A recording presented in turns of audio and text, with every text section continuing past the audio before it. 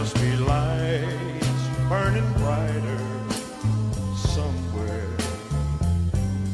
Got to be birds flying higher in a sky more blue. Good morning. Welcome to Right Thinking with Steve Copeland. I'm your host, Steve Copeland, and thank you for tuning in. Let's have a great day.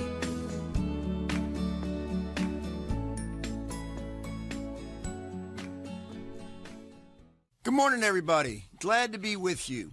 I hope your week started off good today. Mine is. This fall weather is very invigorating, and I'm loving every minute of it.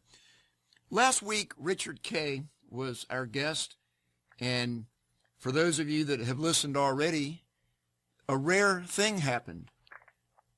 I was speechless, and it was a beautiful thing. It was a very humbling experience. The show was incarceration, its effect on families. And Richard Kay, a very close friend of mine, he spoke from personal experience about his son that had been incarcerated and what it was like, that whole chapter of their lives. And I just have to tell you this. His son is one of the most blessed human beings in the world to have Richard as his father. It was just one beautiful experience that I was able to participate with Richard as he shared that last week. So I encourage each one of you to go there. It's very deeply emotional, but it's just absolutely beautiful. You know, that brings a lot of things up. One of the things that I'm always talking about in previous shows is changing your environment. One of the secrets to moving on with your life and having a better life when you're going through tough times is to change your environment. When we need to change, it's so important to change our environment. And one of the things that I really like about that is that, you know, it's never too late to make new friends.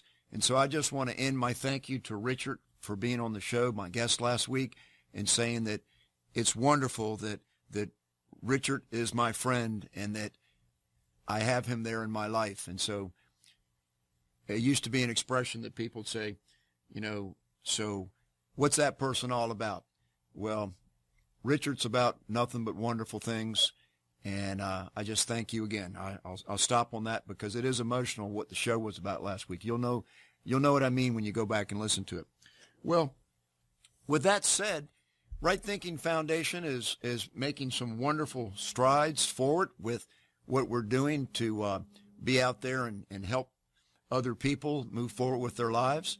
The National Online Support Network is making good progress, and today's guest that I'm bringing on, it's a person that I've just had the pleasure to meet within the last couple of weeks, although about 7 or 8 months ago, I listened to an interview that he did with Jeff Heiser.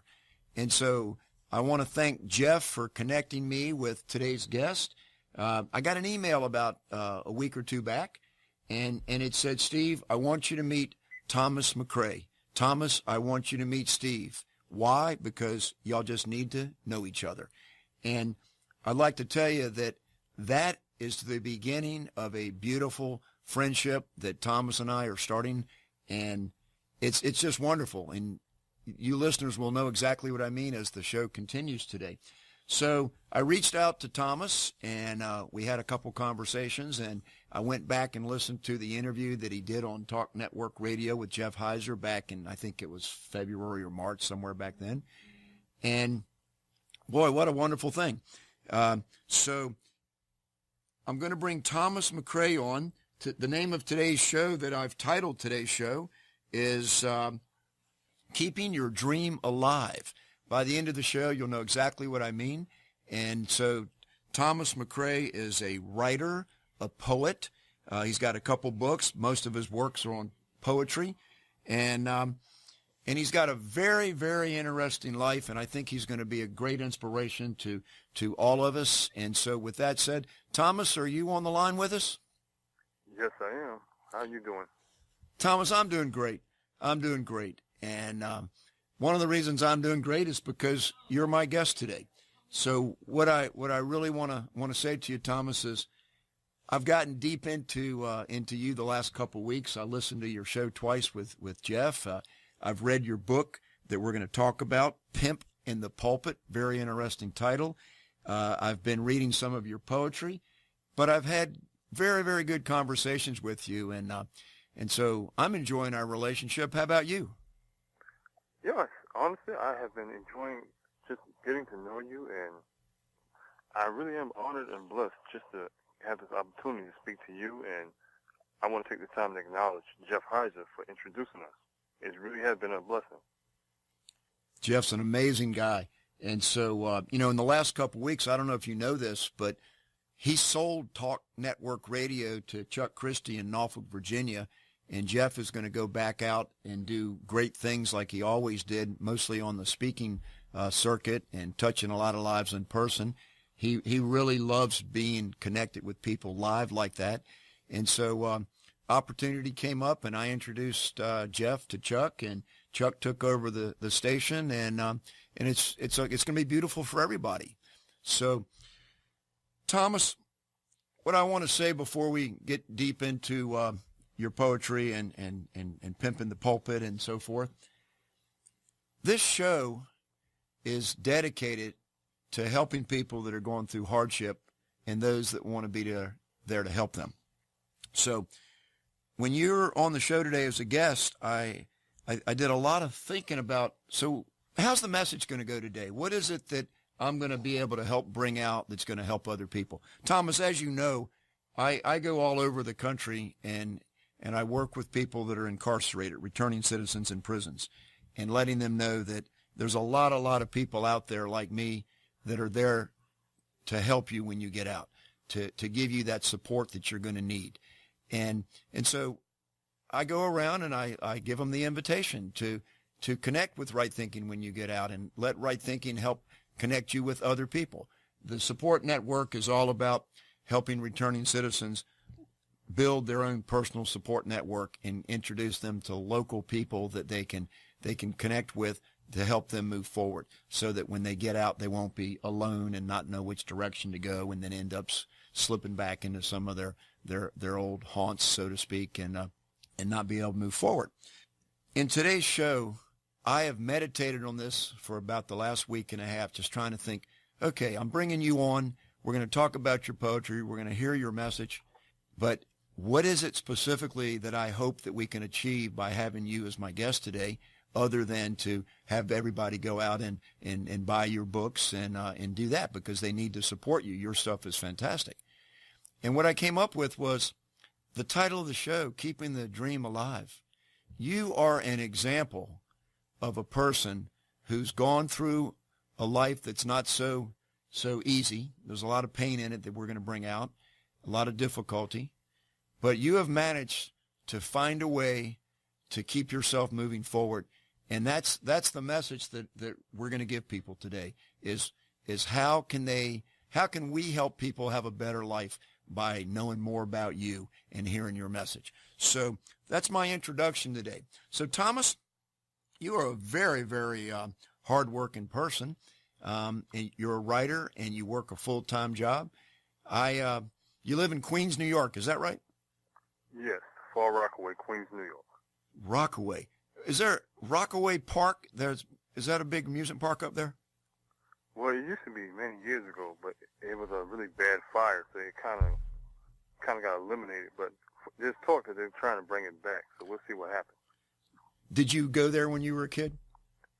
Yeah, actually, my uncle took me a few times when my brother and I was small, like 8 or 9. And as a matter of fact, the uncle I'm referring to, he's the husband of my aunt who's inspired the book, Pimping the Pulpit. I gotta laugh. I read an interview that you did with a woman named Fiona McVie, and there's one question she asked you that I gotta read to get you started. And once I get you started, you help yourself. Let me find that question here, because I just had to laugh. Here's the question she asked you. How did you come up with the title of your current book? To be perfectly honest, Pimp in the Pulpit was inspired by my aunt on my mother's side, because she is a con artist masquerading as a minister. And with everything that's been going on, I felt it was only fitting to give that honor to her, which transpired Pimp in the Pulpit. I'm just laughing because you were just calling her out, and you say that it was fitting to give her that honor. So, Well, yeah, tell us about it. I'm sorry to cut you off, but when you experience some of the things I've seen, and you come across people who try to portray themselves as God-fearing and holy people, all the while they're taking that false, I guess you could say, identification of themselves and masquerading around the world, when the reality is they're going around just ripping people off and trying to con and hustle you. You kind of start to see things in different perspectives, because growing up as a child, she was actually my favorite aunt. You know, I and she was one of the people I admired. And as I got older, I still love her, but I realized she's not what I thought. She's not nearly as sincere and genuine as she portrays herself to be. And she just does a lot of backstabbing and just things that's not what I would consider holy or religious. And that's why I named the book after her, because she's not a very good person, but yet she tries so hard to portray something she's not. And if she spent more time actually living that life and being the person she pretends to be, then maybe she would have more blessings and more good things coming her way. And as a result, that's why I made Pimp in the Pulpit. Thomas, as you talk about this, we can go deep here. I know that you're a really deep, good, sensitive person, and that you wrote this book, Pimp in the Pulpit, that I read. And for those of you that would like to read it, it's called Pimp in the Pulpit by Thomas Leslie McRae, and it's available in several different places that you can get this book. I think you can get it on Amazon, Barnes & Noble, and some other places. It's easy to find. Well, Thomas, you have called her out, and just now when you gave your introduction to why you named the book after your aunt, or who inspired you, how did she take it that you were this direct about calling her out like that? We haven't really spoke much about it. I'm not even sure if she read the book. I've told her and several other people in the family what I was doing. I've been telling them for years. Eventually, I'm going to write a short novel based on my life experiences within the family. Some people, they was like, well, yeah, that sounds good. You should do it. Some people was like, well, you better say I'm a good person and portray me in a good light. And some people just kind of shrugged it off. They didn't care. So I honestly don't know if she read it or not. I did tell her, but I can honestly say this much. Most of the stuff that I've written in the book, it may not be all fact, but it was inspired by a lot of things that happened. And most people could relate to it, because we all have someone or somebody in our lives that just isn't living up to the standards we feel they should uphold, especially when they're trying to portray themselves as the most honorable person closest to Jesus Christ and God himself. And to me, that's just sad, because people spend so much time portraying themselves and pretending to be something they're not, instead of just living life and being the best person they can be. Because you can inspire so many people with positivity, self-control, and self-respect. But that's just my personal opinion. I agree with you, Thomas. So before we go any further, I want to slow this down. I agree with what you're saying, and I don't want anybody to think that I'm just trying to kind of put it out there with you and sort of say, well, gosh, Thomas, you went really hard on this aunt of yours, and wow. No, that's not what I'm saying. What I'm saying is that you have really, in your mind, told it like it is, and you felt that it's correct to just be open and straightforward and honest in this situation, and I'm the same way. And in my own family, I got stuff too. Like you said, everybody's got it. A lot of them hide it and cover it up and don't want to let it get out in the open too much. And there are different attitudes and philosophies about how much you should publicly criticize other people. But that's not my point right now. My point is that, Thomas, you are living in an environment that's pretty prevalent out there.